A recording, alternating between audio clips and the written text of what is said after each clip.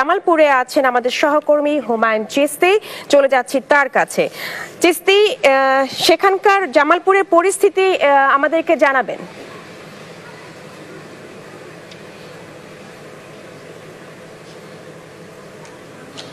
ধন্যবাদ নাজিয়াত। আমরা এখন আছি জামালপুর সদরের নারায়ণপুর সরকারি প্রাথমিক বালিকা বিদ্যালয় কেন্দ্রটিতে। এই কেন্দ্রে আপনি জানেন যে 4টার দিকেই ভোট গ্রহণ শেষ হয়েছে এবং ভোট গণনা শেষে কিছুক্ষণ আগে প্রিজাইডিং অফিসার ভোটের ফলাফলও ঘোষণা করেছেন। এখানে মোট 3,594 জন ভোটার, তার মধ্যে ভোট দিয়েছেন 1794 জন। আমার সাথে আছে এই কেন্দ্রেরই প্রিজাইডিং অফিসার আতিকুর রহমান। আমরা তার কাছে জেনে নেই যে ভোটের ফলাফল কি হলো, আপনি একটু জানাবেন আমাদের।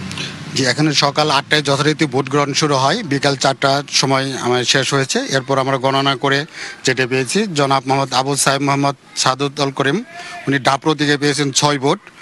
জনাব মোহাম্মদ আবুল কালাম আজাদ উনি নৌকা প্রতীকে পেয়েছেন 1492 ভোট। জনাব মোহাম্মদ জাকির হোসেন উনি লাঙ্গল প্রতীকে পেয়েছেন 32 ভোট। আর জনাব মোহাম্মদ বাবর আলী খান উনি বাইসাইকেল প্রতীকে পেয়েছেন 5 ভোট।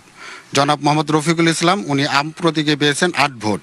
আর জনাব মোহাম্মদ রেজাউল করিম উনি ইগল প্রতীকে পেয়েছেন 232 ভোট। আর জনাব মোহাম্মদ সাবিরুজ্জামান উনি একতারা প্রতীকে পেয়েছেন 1 ভোট। এ হলো 1776 ভোট।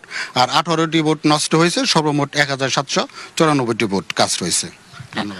ধন্যবাদ আপনাকে।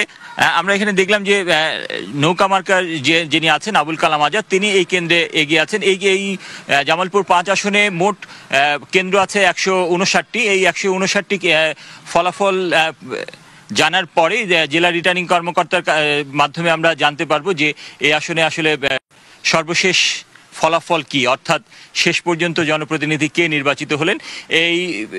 এর মাধ্যমে কিছুক্ষণ পরেই হয়তো বা এই সব ফলাফল আসার পরেই জামালপুরে যে 5টি আসন আছে, আপনার মাধ্যমে 5টি আসনেরই ফলাফল আমরা দর্শকদের জানিয়ে দিতে পারবো। নাজিয়াত। চিস্তি, আপনাকে ধন্যবাদ।